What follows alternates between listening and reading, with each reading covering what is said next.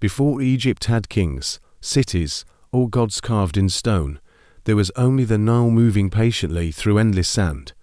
Each year the river flooded, and each year it left behind dark soil that felt like a miracle in a dead land. Early humans learned that if they trusted the river and waited, life would return again and again. Small farming villages began to appear along its banks, fragile but hopeful. These people did not yet call themselves Egyptians, but history was already choosing them. They watched the sky, the stars, and the river, believing powerful forces guided everything. Slowly, the idea of order fighting chaos was born in their minds. They would later name this sacred balance mat. Living by mat meant respecting nature, gods, and one another. As villages grew, leaders emerged to protect food and settle disputes. Over generations, these leaders became kings. Egypt split into two lands, Upper Egypt in the south and Lower Egypt in the north. Each land developed its own symbols, gods, and traditions. Competition between them was constant, sometimes peaceful, sometimes violent. The Nile connected them, but pride kept them apart. Then came a ruler remembered as Nama, a man who understood power and unity. He wore the white crown of Upper Egypt and the red crown of Lower Egypt, with conquest and diplomacy. He fused the lands into one kingdom. Egypt was finally born as a unified civilization. Nama became the first pharaoh, a king believed to be half human and half divine. From that moment, Egypt would be ruled by god-kings. The early dynastic period began, laying foundations that would last thousands of years. Writing emerged in the form of hieroglyphs, symbols that captured sound, meaning, and magic. Words were believed to hold power beyond speech. Recording history became a sacred act. Stone, once silent, began to speak. Tombs grew larger as belief in the afterlife strengthened. Death was not an end, but a doorway. The soul, they believed, needed the body to survive forever. This belief would shape Egyptian civilization, more than war or gold. As dynasties passed, power centralized around the pharaoh. Farmers, craftsmen, priests, and soldiers all served the crown. The old kingdom rose, remembered as the age of the pyramids. Pharaohs sought immortality, only in the afterlife, but in stone. Imhotep, a genius architect, designed the step pyramid for King Djoser. It was the first time humans reached for eternity with architecture. Later pharaohs pushed even further. At Giza, 3 colossal pyramids rose from the desert. The Great Pyramid of Khufu defied time itself. Millions of limestone blocks were placed with impossible precision. Contrary to myth, skilled workers, not slaves, built them. These workers believed they were serving a divine purpose. The Sphinx stood guard, its silent face watching centuries pass. Egypt seemed invincible, but power always carries the seed of collapse. Weak rulers followed strong ones. Governors gained independence and challenged royal authority. The Nile floods became unpredictable. Famine spread fear across the land. Faith in the pharaoh's divine strength began to crack. The old kingdom slowly fell apart. Egypt entered the first intermediate period, an age of division and uncertainty. Art became darker, words more personal. People no longer trusted eternity. Yet Egypt did not die. From the south, strong rulers rose again. Mentuhotep II reunified the land. The Middle Kingdom began, quieter but wiser. Pharaohs ruled with responsibility rather than arrogance. Literature flourished, telling stories of loss, loyalty, and justice. Egypt expanded trade routes into Nubia and the Levant. Gold flowed into temples and treasuries. Stability returned, but it was fragile. Foreign groups slowly entered the delta.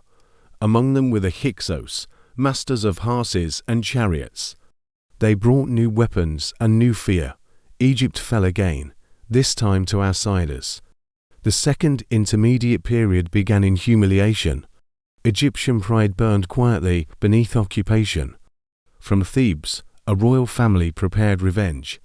Amos-I led a brutal campaign against the Hyksos. When they were expelled, Egypt was reborn stronger and angrier. The new kingdom dawned like a rising sun. Pharaohs now dreamed of empire, not just survival. Armies marched beyond Egypt's borders. The world would soon learn to fear the name Egypt. Temples grew larger, gods more complex. Amun-Ra became king of the gods. Wealth poured into Karnak and Luxor. Egypt stood at the peak of its power. Yet ambition always demands a price. In the shadows of victory, new conflicts were forming. Foreign wars, internal rivalries, and divine challenges waited ahead. One pharaoh would try to erase the old gods completely. Another would restore them with fury. The fate of Egypt would soon be tested again. The river still flowed, silent and patient. It had seen kingdoms rise and fall before, and it would witness far more. As Egypt entered its greatest age, the seeds of its future collapse were already growing. The new kingdom rose with a hunger sharpened by past humiliation. Pharaohs no longer waited for threats to reach their borders. They carried war into foreign lands, turning Egypt into an empire. Thutmose marched deep into Nubia and the Near East. His victories filled temples with gold and walls with carved triumphs. Egypt believed the gods marched beside its armies. Thutmose III, raised in the shadow of a powerful woman, became the greatest warrior pharaoh. Hatshepsut, the queen who ruled as king, had worn the false beard of authority. She chose trade over conquest and sent ships to Punt for incense and riches. Her reign brought peace, but her memory was later attacked. When Thutmose III ruled alone, he erased her name from stone. History learned how fragile remembrance could be. Battles at Megiddo and beyond secured Egypt's dominance. Tribute flowed in from defeated kings. Egypt stood at the center of the known world. Then came Amenhotep III, who ruled without war.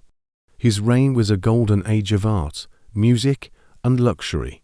Statues smiled with calm confidence. Egypt felt eternal again, but his son would shatter everything they believed. Amenhotep IV rejected the old gods. He claimed only one god mattered, the Aten, the sun disk. He changed his name to Akhenaten. Temples were closed, priests were stripped of power. The capital was abandoned and rebuilt as Akhetaten. Art changed, becoming intimate and strange. Akhenaten showed himself as human, fragile, and flawed. The people were confused and afraid. While Egypt prayed differently, enemies gathered at its borders. Akhenaten ignored foreign threats. The empire began to crumble quietly. After his death, chaos followed. A young boy was placed on the throne. His name was Tutankhaten. Guided by powerful advisors, he restored the old gods. He changed his name to Tutankhamen. Temples reopened. Amun returned as king of the gods, but the damage had already been done. Tutankhamen died young, leaving questions behind him. His tomb would one day make him immortal.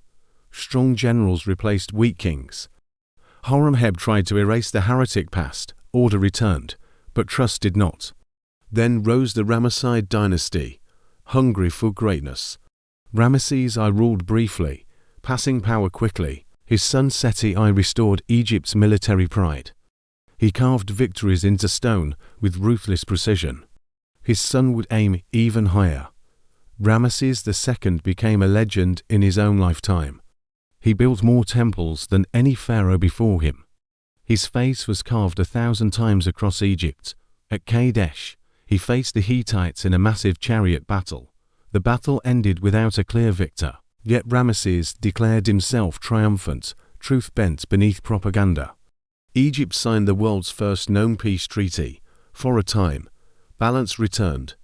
Ramesses ruled for decades, growing old as statues watched. But long reigns create weak successions. After his death, the throne passed through many hands. Egypt faced attacks from mysterious sea peoples, trade routes collapsed, Bronze Age civilizations fell one by one. Ramesses III fought desperately to defend Egypt. He won battles, but lost control at home. A palace conspiracy ended his life. Corruption spread through temples and courts. Priests grew powerful as pharaohs grew weak. Grain shortages led to the first recorded labor strikes. Workers lost faith in divine kingship. The new kingdom slowly bled out. Egypt entered the third intermediate period, divided once more.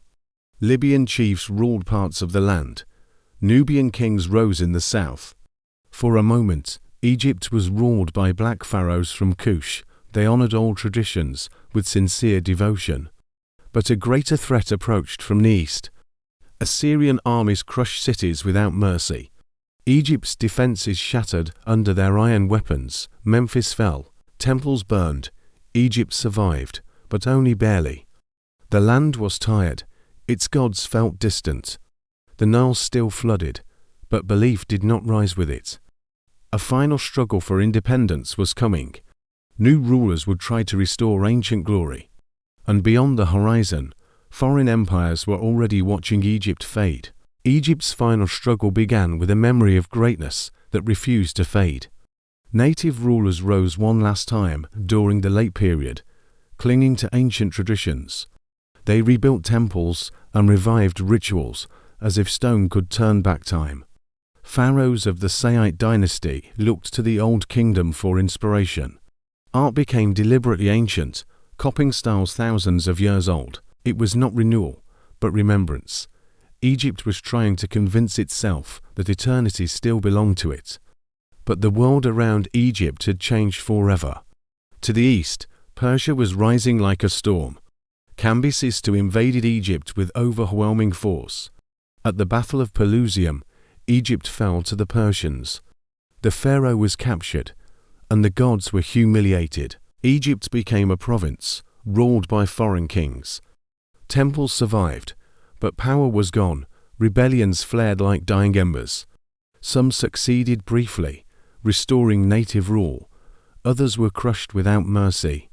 Egypt learned that freedom was now temporary. Then, in 330 to BCE, a young conqueror arrived. His name was Alexander. The Egyptians welcomed him not as an invader, but as a savior. He honored their gods and was crowned pharaoh. At the mouth of the Nile, he founded a city bearing his name. Alexandria would become the brightest mind of the ancient world. Alexander left Egypt and never returned. When he died, his empire shattered. Egypt fell to one of his generals, Ptolemy. Greek kings now ruled as Egyptian pharaohs. They spoke Greek, but wore crowns of Horus. Two cultures fused uneasily into one. Alexandria became home to the great library. Knowledge from across the world was gathered and preserved. Scholars studied stars, medicine, and mathematics. Yet the old gods slowly lost their voices. Power concentrated in cities, not temples. The last of the Ptolemies was Cleopatra VII. She was brilliant, ambitious, and dangerously alone. Rome was rising, unstoppable and hungry. Cleopatra tied Egypt's fate to Roman generals, first Julius Caesar, then Mark Antony. Love and politics became indistinguishable. Rome did not forgive weakness. At Actium, Cleopatra and Antony were defeated. Their ships burned under a foreign sky. Back in Egypt, hope collapsed. Antony died by his own hand. Cleopatra followed, choosing death over chains. With her final breath, 3,000 years of pharaohs ended. Egypt became a Roman province. The gods were silenced by law and time. Temples closed, one by one. Hieroglyphs were no longer understood. The last priest carved the final sacred words. Then Egypt forgot how to read itself. Christianity spread across the Nile Valley. Ancient beliefs faded into myth, sand-buried temples and statues. Pyramids stood alone, misunderstood but undefeated. Centuries passed like a long night. Travelers walked among ruins without knowing their names. Then, in modern times, the silence broke. A stone found by chance carried 3 scripts. The Rosetta Stone unlocked a lost language. Egypt began to speak again. Names of forgotten kings returned to the world. Histories rose from dust. The dead were heard once more. Egypt had not vanished. It had been waiting. The Nile still flows, as it always has, Farmers still plant where floods once ruled. The river remembers every king and every slave. It remembers triumph and betrayal. It remembers God's born and God's abandoned. Egypt's power died, but its spirit did not. Its ideas shaped time, death, and eternity. Even now, people look to the pyramids and feel small. Stone still challenges mortality. Egypt lost its throne, but not its voice. History still listens. The civilization that worshipped eternity became eternal itself, not through empire, not through war, but through memory. Every grain of sand holds a story. Every ruin whispers a warning. Greatness fades, but meaning remains. Egypt ended, yet never truly ended, because as long as humans remember time, ancient Egypt will never die.